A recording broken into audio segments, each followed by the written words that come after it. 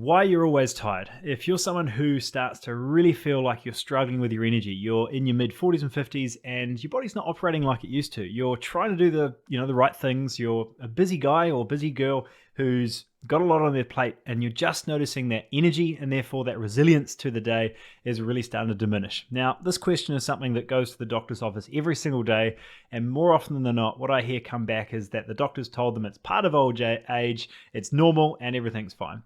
What I want to do today is give you back the power around what you can control. What are the steps that you can put in place in order to really up your energy or get an awareness of what might be sapping it, and you can choose whether to adjust. And this is really built off a topic that we've been focusing on a lot at the Body Reset lately, is an awareness around those 5 key areas of health. And we're starting to see a real transition with what we've started to call Health 2.0, which is an awareness and ability to take control of your own health. These 5 areas are emotional, exercise, nutrition, sleep, and then molecular. The reason we've got molecular on there is obviously there's a huge cellular element that we can look at, and previously we've relied on our doctors to give us that health advice. And when we look at it through being able to fix acute diseases and the immense progress that they've made in this field of medicine around trying to really understand that molecular science and the incredibly complex space that is, has really allowed for a big improvement in that acute disease and prevention and infection space. However, what we've started to create, or what we've started to see that is not served, is this chronic inflammatory state, low energy conditions that are really getting in the way of day-to-day life. We're alive, we're functioning, we're not critically in danger of dying, but we're in a space that, what does this create over the next 20, 30 years of our health span, of our quality of life? So I want to really address it through the 4 areas that we can control today. If you're noticing that you have really low energy, then this is going to be really good for you. If you also know that you've got a level of fatigue and you're accelerating aging, you're not sleeping as well, and you're just feeling like the body's not feeling healthy, this is still going to be relevant. So as I mentioned before, we're really going to look at it through the 4 key health areas that you can control that aren't ultimately covered by that normal doctor's arena. And if you're not getting the answers that you need and you want around how your body operates, then these are 4 that I really want to address. All right, and we're going to do this in order. I'm going to walk you through how I would apply this as if you're my own personal client. So the first one we're going to address here is really an awareness of sleep. If your energy is not great, the first thing I'm going to look at is sleep. It's not going to be exercising you harder and telling you that you need to train more. It's going to be an awareness of really improving not just the quantity, but the quality and depth of that sleep. When we look at detoxification of the body, removing toxins, when we look at repairing of tissue, when we look at that emotional resilience in the day, it all anchors back to deep quality sleep. If we don't have that in a space, everything starts to not really work like it should. So there's 3 key areas that we're going to address. The first one we're going to look at is light exposure. The big thing in today's society is our body doesn't know which way is up. We don't know when it's daytime, when it's nighttime, because we're always under artificial lights. Right now, I've got 2 lights glaring at me, and I've got a big screen in front of me, and you're probably similar. You're looking at screens throughout the day. We've got our artificial lights overhead, and from the moment we wake up until we decide that we're kind of tired, we go to bed. If we step back and we look at how animals and humans are really designed, is there should be a natural 24-hour clock where the sun's coming up and there's certain sun signals there that are allowing us to wake up, very much through the colors of light that are waking us up in the morning, versus when we calm down at the end of the day, this tends to be more of our reds and oranges and really calming the body down. And this becomes a really natural signal for our body to keep a regulated, what's called circadian rhythm. And that allows us to know when to be alert, when to be awake, and then when to naturally calm down and get a good night's sleep. And this is where we really create a sort of tired but wide space where our body feels alert because it doesn't know if it's middle of the day or the middle of the night, but we also know we're tired because we constantly have this low level of sleep, and we need sleep, but we don't know where that trigger is. So being very mindful of giving yourself, an easy recommendation here is, what are you able to do in that last hour of the day, or even the last 45 minutes, that allow you to switch off the screens and maybe prepare for the next day or wind down? It might be reading. It might be getting some meals ready for the next day, putting out your clothes for your morning workout or walk. It might be doing a quick to-do list and doing a brain dump, which, by the way, can be amazing if you're a busy executive or professional who's constantly feeling like that mental chatter is there. It's really fine-tuning that space to remove that mental chatter is in itself a huge component, but being able to remove yourself from that artificial light that is that signal to your eyes and to your body that it's still the middle of the day and really, really hard to get to sleep. The second one is a case of what you're eating in your last meal. And this is one that people really dismiss. And I think certainly in the dieting space, there's a real concern around carbs being bad. And, with everything we look at nutritionally, it's all about quality of foods and when that applies to you. And what I mean by that is carbs around a workout, during a workout, or even to calm the nervous system down can be really, really beneficial, right? If you're eating, yes, if you're not exercising at all, you're not moving at all, and you're having carbs all day, there's going to be a level of spillover there and therefore excess body fat. But that goes for any foods that you're overeating. When we can utilize carbs to actually calm the nervous system down, and carbs is a very generalized category, I'm going to look at things like sweet potatoes, long grain rice, quinoas, etc. More of these low GI or low glycemic, slow releasing sugar responses of that carbohydrate makes a significant difference to our quality of sleep. So actually having carbs in your last meal is what I'm saying can actually be a really good step in being able to get more deep restorative sleep. Certainly if you've been in that dieting space for a long time and you're worried about having carbs in that last meal. So try it out. Give yourself 2 or 3 hours, allow your body to digest it before going to bed, but it can be a really nice step.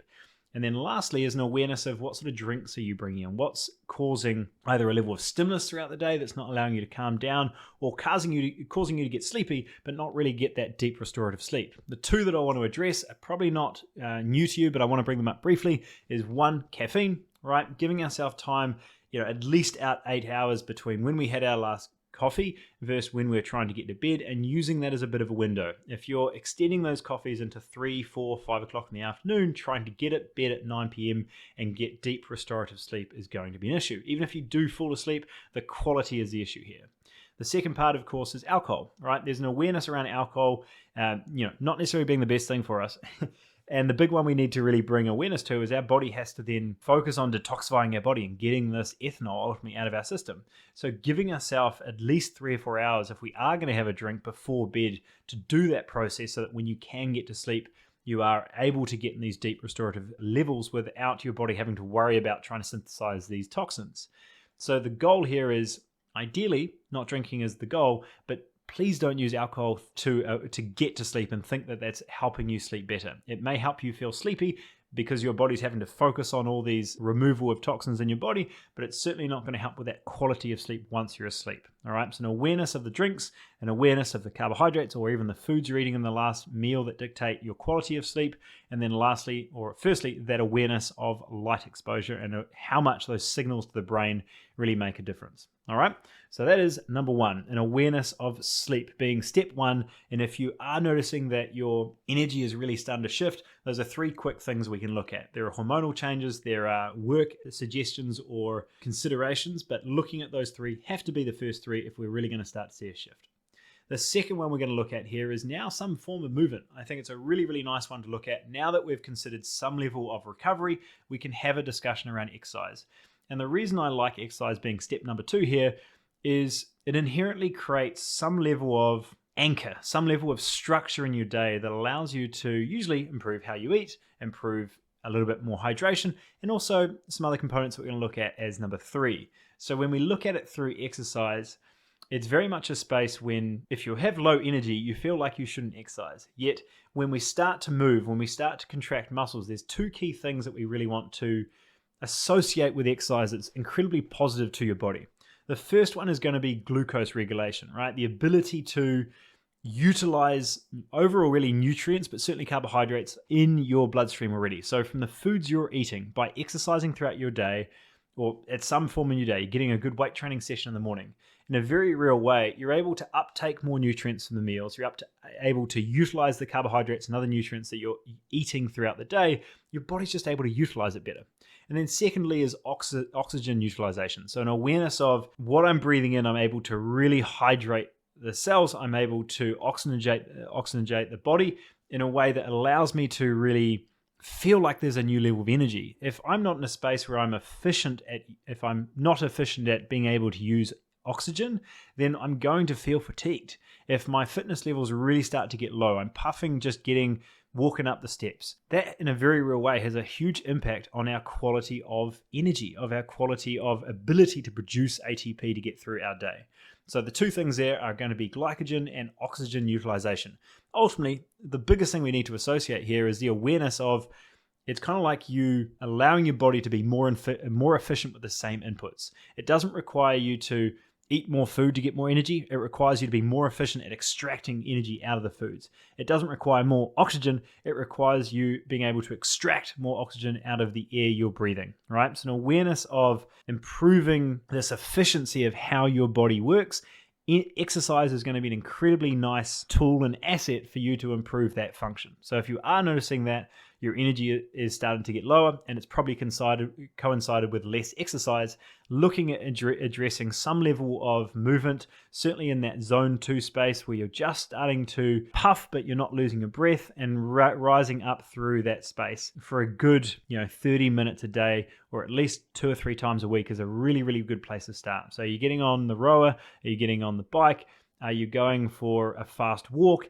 Just in that space where you really start to feel like you're getting your heart rate up, you're getting a bit of warmth in your body, certainly in the middle of winter. Really nice activity to do. Just chuck that beanie on, put your gloves on, and get outside and get things puffing. All right, when you can get that working, we're helping making the body work actually more efficiently. Okay, so the second one we're looking at here is really that exercise component. We looked at sleep first, and now we're addressing exercise. The third one that we want to take into account is really emotional health. And again, it's an incredibly wide category. There's 1,000 things that I could address here, and really are all important that allow you to address your overall emotional health. But the big one I want to look at here was a discussion I've just had 2 days ago with one of my private clients around how we're associating problems. And the big thing that I think shifted my perspective on this a couple of years ago was the quality of our life comes down to the quality of our problems. So in a lot of ways, it's an awareness around choose problems worth solving. Right? Really choose problems worth solving. When you bring this awareness towards being able to consolidate your brain, your focus, and your attention, which is your most valuable resource, right? Your attention is the one thing that you need to protect. Everyone's trying to pull it from you. When you can really start to refine down to the things that challenge you, the things that you see purpose in, and the problems that you're solving in your life, certainly as a business owner, as a busy professional, as a parent, getting an awareness of the problems you're solving really allows you to refine the stresses in your day, not to remove them, but to highlight your one thing, your one focus, the one you really need to chew on. Because one thing that I've come to realize, certainly for myself, and understanding how I operate and how I get fulfillment out of my day, I know I'm a lot more stress resilient when I'm able to define the problem I'm solving and a real meaning or purpose behind that problem. So if you're feeling like stress is starting to get on top of you and you're not as resilient to it in your day, find problems worth solving. The goal is not to remove all problems. And I think that's what creates more stress in itself. In a very real way, if you are expecting your life to be different than it currently is, it's going to create stress. So rather than trying to remove all problems, which is kind of unreasonable, getting yourself into a space of directing your focus towards problems worth solving allows you to feel like you have meaning back, you have purpose, you have a challenge that's building you, and you feel like you're starting to sharpen the axe. Again, so many areas I could select within emotional health, but this awareness of choosing your discomfort in a world that is optimized towards comfort. We had a huge training on this with our private clients the other day. I think there's a huge amount that can be gained from finding a challenge that's worth solving, a problem worth solving, and it allows you to create a resilience that tackles all of these components. And why is that really unhelpful, right? The big reason here is that essentially at the end of the day, your thoughts can create stress. Humans are this amazing being that without even moving, we can think about something and it causes stress. If we're any animal in the wild, we're pretty well relaxed until a real threat comes through the door. Unlike us intelligent humans, we can stress out even if that threat truly isn't there, real, or even expected. When we start to look at being able to manage our emotions and manage the thoughts that come into our head that we truly hold on to, we start to address the level of stress that is associated to that emotion, and then therefore the inflammation and the next steps that come on from that. It's a very physical reaction on the body. So the third one here is very much emotional health. The last one I want to look at, and you would have expected me to bring this up first, we did tie it into sleep a little bit, but the last one we're looking at here is nutrition. And when we're looking at improving energy, fueling the body, what you're fueling the body with is going to be really helpful. But the reason this is last is, one, when we improve our sleep, we don't overconsume to the same level because we're already in a better energy balance. Two, when we move, we're able to extract nutrients out of the food better. We're able to make sure that we can utilize the food we're actually eating. And then three, we're managing our state throughout our day so we're not stressed and in the state that we can't digest anyway. So a really, really important anchor of why those three steps come for me first, or would be the steps I suggest first before we then look at nutrition. So now that we're here, there's two key things I want to give you that give some awareness around where I would start nutritionally if you have low energy. The first one is really a focus around increasing your protein intake. Truly, this is the most valuable macronutrient, and it's the one we eat the least of. It's the one that we find hardest to find in, convenience stores. It's the hardest that we find in fast food meals. It is the more expensive nutrient, but we kind of need to look at it like gold. It's more valuable, therefore it's more expensive. And looking at it through how to not just build muscle, but regenerate tissue, to improve our immune system, to better regulate hunger. There's so many components that protein play into around your quality of life and really building energy back into your day, that being able to anchor protein as a focus with most, if not all of your meals, including snacks, becomes a huge shift for a lot of people, and certainly for a lot of our clients, where we start to see their energy skyrocket when they start to prioritize protein in their meals.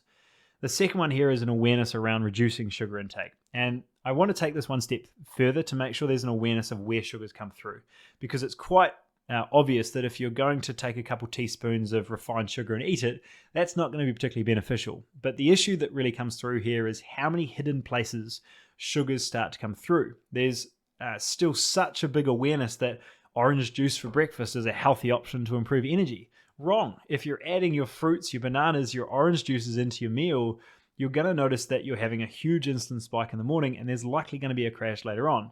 Now, I'm not saying fruits are bad. Like we talked about with carbs and really foods in general, nothing's good or bad. It's just based on where in your day and what situation you're in around where foods should come in. But looking at things like juices and the hundreds of names that they now call sugar that cause this processed food environment to really hide a lot more sugars than really we know about, I think a really easy one to start with is really juices and noticing where they come through in sources, right? And all of those extras that get added onto a meal when we're not fully controlling the package.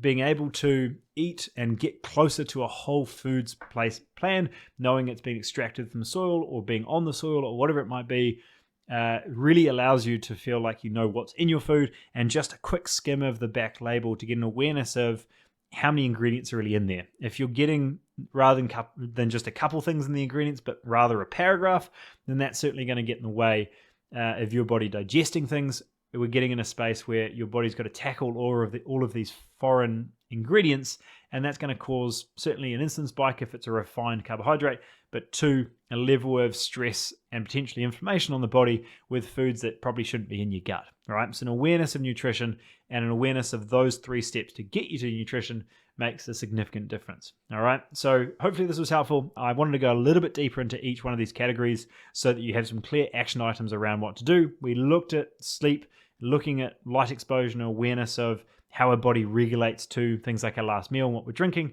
We looked at exercise and the ability to improve how our body actually uptakes nutrients and oxygen by simply moving. We looked at emotional health and that ability to choose our own challenge in our day. And then lastly, we looked at nutrition and the ability to anchor protein and then reduce sugar. And the last thing I'll add there is when we look at the ability to create a sustainable plan moving forward, a lot of the time it can be something that we look to add or swap, not something that we need to constantly remove. And I think that's a space that I really am big about, because health should be something that's enjoyable. It should be something that's adding to your life, not a case of I can't have this, I can't have that. All right. So if your energy is low, hopefully these steps are a really good place to start. And if you want to get clear on how to actually install these into your day, I want to look at all the components of health through these 4 levers we've gone through. Simply comment 5-day reset below. And if you haven't been through our free challenge yet, we will send that through, and it allows you to really build all of the steps I've talked about today into that 5-day sequence and really install it into your own life. So I hope that was helpful, team. Hope that allowed you to look at a couple things a little differently. and really most importantly, the integration of how all of these work together. You can't just look at nutrition over here and training over here as completely separate. It's bringing awareness to how that body works and operates as a whole to get you back to your best, whether you're 45, 65, or anywhere in between. There's an ability to, or outside of, an ability to improve your health if you're focusing on the right levers. And hopefully that's where we started today. So have an amazing rest of your week. Hopefully that gave you a couple of things to think about, and we'll see you again next week. Bye.